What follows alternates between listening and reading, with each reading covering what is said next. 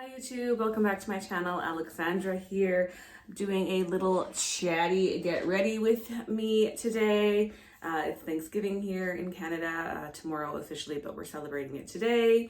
So I need to quickly get ready and we're just gonna talk while I'm doing that because it's been a while since I've done a chatty get ready with me. I think it's been like over a year. I have a mirror here, it's kind of low. So again, as per usual, my setup for my chatty get ready with me's are never really the best, but I think this might be probably the better out of all of them. So I'm on the other side of my beauty room today for you guys. This is a creepy self-portrait that I did circa 2008 when I was a art student. I know that was a lifetime ago when I was actually cool, believe it or not. I have my morning shake to have with you guys before I go stuff my face with turkey. So what have I been up to? It's been a year. Honestly, a lot, but not really, if that makes sense. Oh, I think the girls want to come in. I think they want to be part of the festivities, but I'm not letting them in. The door's open, but they're just looking at me through the door, or at least Gigi was. Honestly, the last basically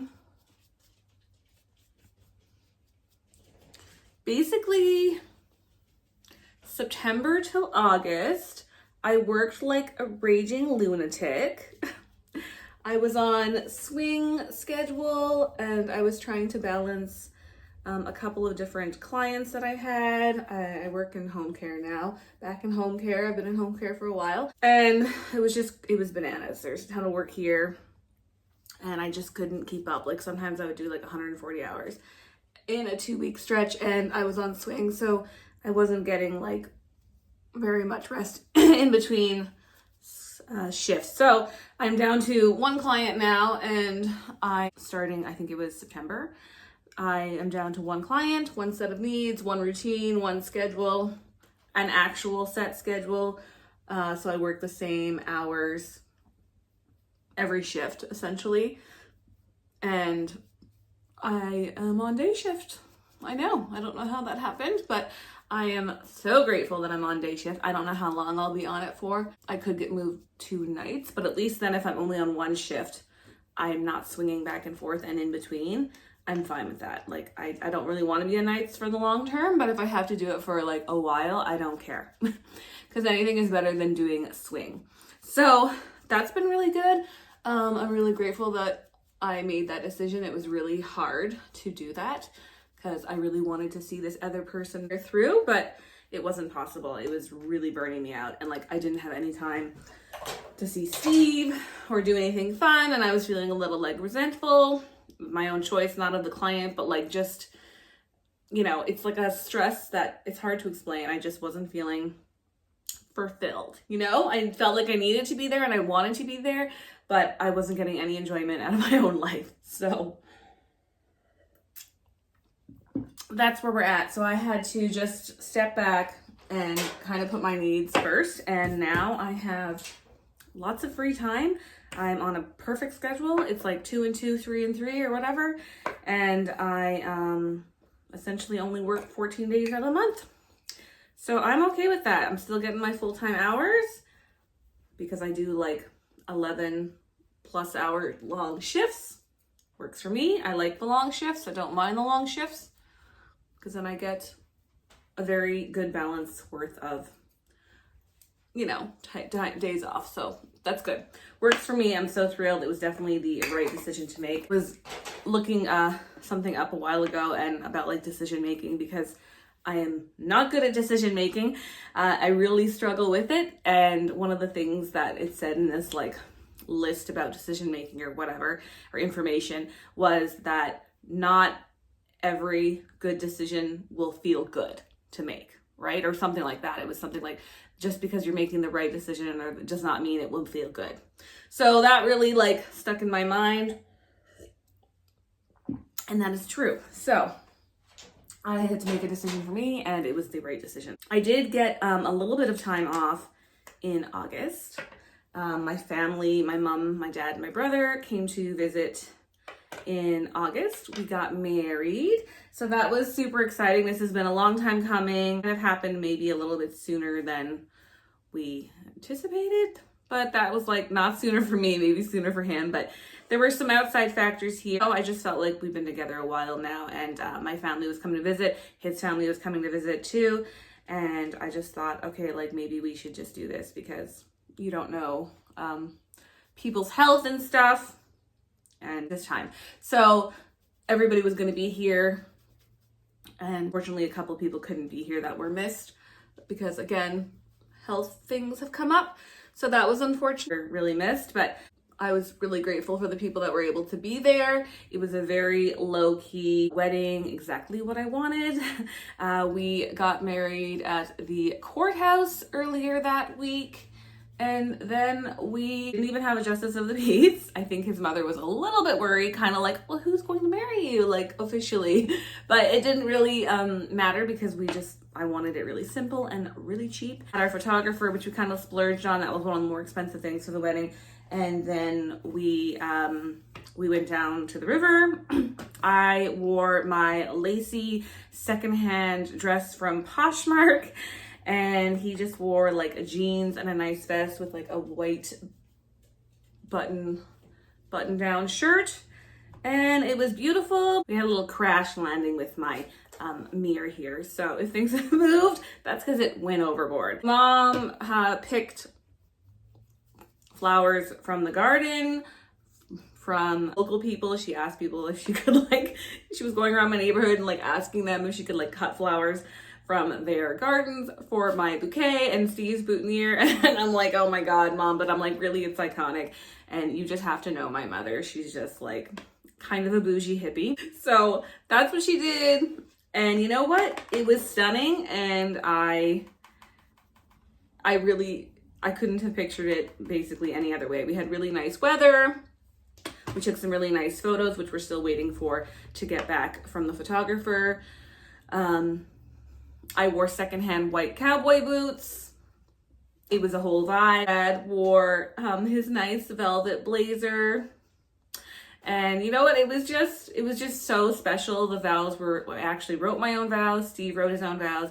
They were super sentimental. We exchanged vows, we exchanged rings.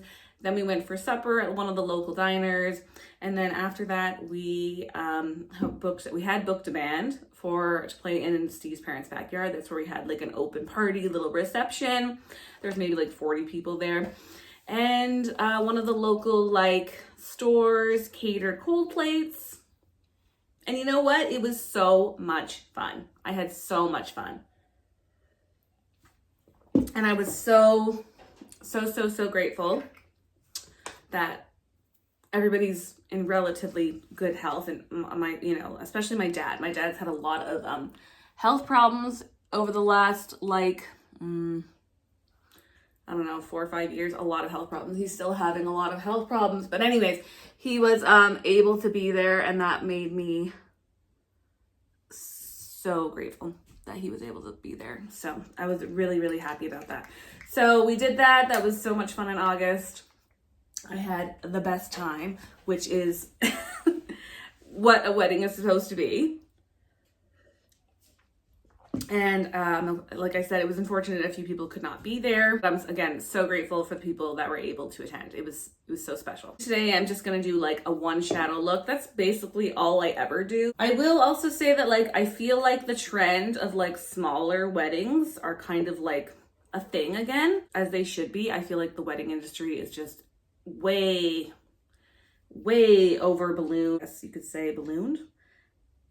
I don't know. It's a lot, and you don't need to do a lot if you can't afford a lot. But that's just what we did, and it was the best for us. So I was grateful for that. I had like a couple of days off for that, which was amazing. And then we didn't take a honeymoon. I don't think we're going to take like an official honeymoon.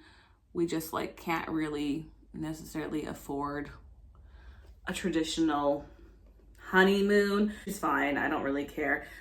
We did end up going to Montreal for my friend's wedding like 2 weeks later. So she tied the knot as well, and that was so nice. She's one of my best friends. I've known her for a long time.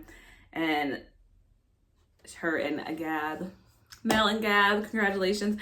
They tied the knot. They had a more traditional hall wedding.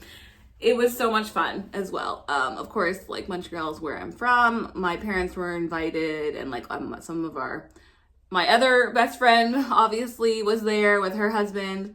My father couldn't attend. Unfortunately, he was not well at that point, so he couldn't attend, but it was so much fun. So much fun.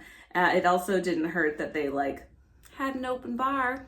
Love that. Love to see that. That always makes a wedding, in my opinion, if you're a drinker. And of course, it was just beautiful. Mel looked stunning. She looked so beautiful. So that was really fun. We got to spend some time with some of my extended family and friends that didn't come to the wedding. I guess I should also say about our wedding too, I forgot to mention this. When we exchanged our vows, it was super private. It was just like by the river, and it was just like our immediate family. So it was just like my mom and dad, Steve's parents, my brother, his niece and nephew, his sister and her husband could not attend, but they were there in a phone. We did like FaceTime, and we like put them on a tripod, so they were there. So it was super private.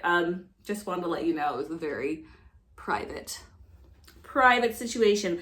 Love it. Honestly, like I really didn't want to exchange my vows. I'm like not like that kind of person. They were like written by me, and I just didn't want to. I felt like they were very private. I don't feel comfortable like exchanging them in front of like a bunch of people. So we weren't even sure if we were going to do it in front of our immediate family. Like I was like, maybe they can just be like on the other side of the river, and then we can like take photos of them like cheering when we kiss, you know, like, but I was like, okay, no, people are coming from far. They have to fly here. Like maybe they will want to hear our vows. So that's what we did. We had a really nice time in Montreal. We had beautiful weather. We had some good food because it's like an awesome city for food and like entertainment. Got to see a lot of people, which was really fun. It was a whirlwind of a trip as usual. We just tend to too many things in trips usually. We did have some time, like downtime at the hotel, but not very much. And I mean, that was because I skipped out on a couple of things that we had originally planned. I unfortunately felt really shitty after the wedding, and not because I was hungover. I kind of just felt like super dizzy for like weeks, like kind of like almost like I was gonna pass out at times, but I'm feeling better now. I did go get my blood work done. Everything's fine. I think it's just like, unfortunately, my anxiety and or stress was kind of acting up, which is a thing. Again, I think it's just there's been a lot going on. I've worked like a lunatic the last year. And of course, like my father's health is not great. So I think it was just a combination of that stuff. Yeah, I was super dizzy for like 3 weeks. So that was a thing. Swear when I do my eyeliner, this eye always looks wonky, and I don't know why. Montreal was fun. I was so grateful that I could get the time off work, that Steve could get the time off work. We both work in pretty demanding like industries that like you don't always get the time off. So if there's no one to replace you, specifically in my industry, you don't get the time off. If you're sick and you have nobody to go in to replace you while you're sick, you don't get the time off. You have to go into work sick. So it's pretty awful to try to get time off. I hate that about it, but it's a thing, and I was so happy that I was able to get that weekend off because of course it was on a weekend that I was supposed to work. Finding coverage was like a bit of a scramble, but I was able to do it. We are going on another little getaway. This is like our official vacation of the year. We are going to see Miss Stevie Nicks play in Toronto in November. I cannot wait. I cannot wait. Stevie Nicks is an icon. She has been on my bucket list for a while, and I'm like, we're making it happen. This is our vacation for the year.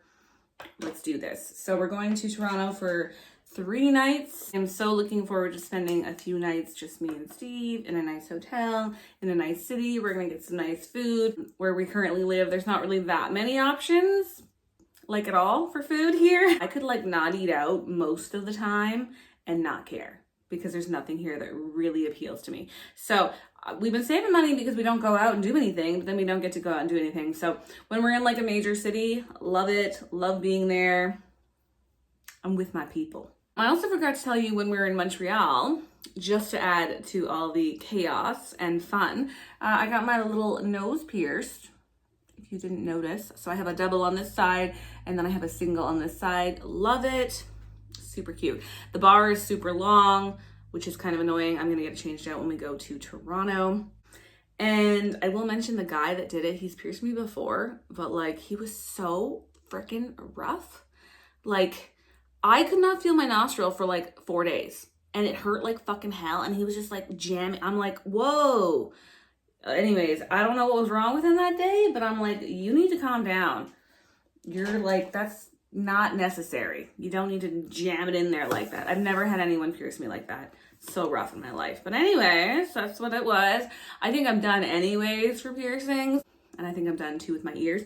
I just need to like change out jewelry now at this point and like upgrade a few things. But like, Jesus, man, like calm down. Like it was just too much for me. And he was like rude and I was like, I'm not having this. So there's that. Yeah, I wanted to talk about the new Taylor Swift album, the new Taylor Swift album. What do you guys all think about our girl Taylor? I'm not like a Swiftie, but like I do enjoy her music. That her new album, the Life of a Showgirl. Don't hate me. Unpopular opinion, but I think a lot of the songs just sound the same. I still like them. Overall, I think it's still like a good album, and obviously it's doing commercially very successful. Are we shocked? No. But I think that like I feel a little underwhelmed by it. And I think, in my opinion, it's not her best work. I think the Tortured Poets Department was way better as an album. I just thought the songs were better and I thought there were like more substance to them, if that makes sense. So yeah, I mean, this is still a lovely album. Is it her best work? No. In my opinion, I think that she should like maybe step back while things are still on a high note. Like maybe she needs to like pause or retire, go have some children, go get married, do the whole damn thing, and then maybe come back with some new freshness. I don't know. Or maybe she should just retire at this point on a high note. I don't know. That's just my opinion.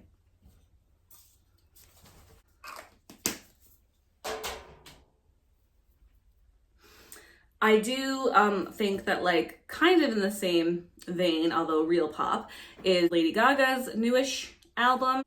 That was like, that slapped. I thought that I've been listening to both a lot and they're both, I think Gaga with their current tour is kind of competing a little bit with Taylor in regards that she's also doing 3-hour shows. So, or maybe this is just going to be the new thing for big pop stars to do long, crazy shows. I think that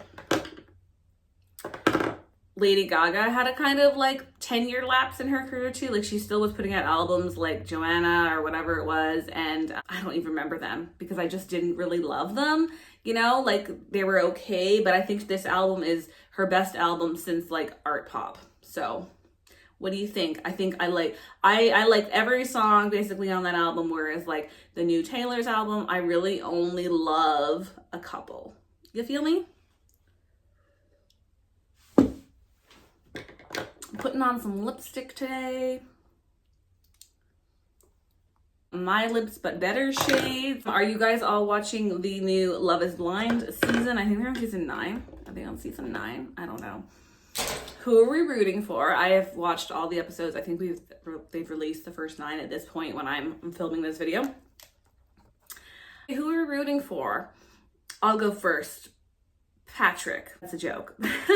I really think that like this season, I'm like, oh Lord, these people are crazy. I did initially really like Patrick. I thought that like sex pod scene with him and Casey was real cringe and like she's a total pick-me girl. And I think she was just there for like fame, and it looked really bad and it was kind of disgusting. I was just so turned off by it all. I was like, okay. And then how it unfolded after, I was like, oh Lord. So I really liked Anna, but then she like dipped, and you know, there's a lot going on there. I don't know. A lot of them annoy me, and a lot of them are fucking crazy. So that's what I'm thinking. Makes for good TV, but I'm also like, whoa, that is some shit. So not for me. Not for me. But yeah, let me know if you guys are watching it, what you think so far of the season. It's mind-boggling. Crazy. Glad it's not me, but it makes for good TV, like I said. That is like everything that we're going to talk about today. My makeup is done. I am Thanksgiving ready. What do you think of my new shirt? I'm kind of like taking a page out of my mother's book, but I'm like, you know what? I think I'm heading in that direction. I'm inching my way to being my mother.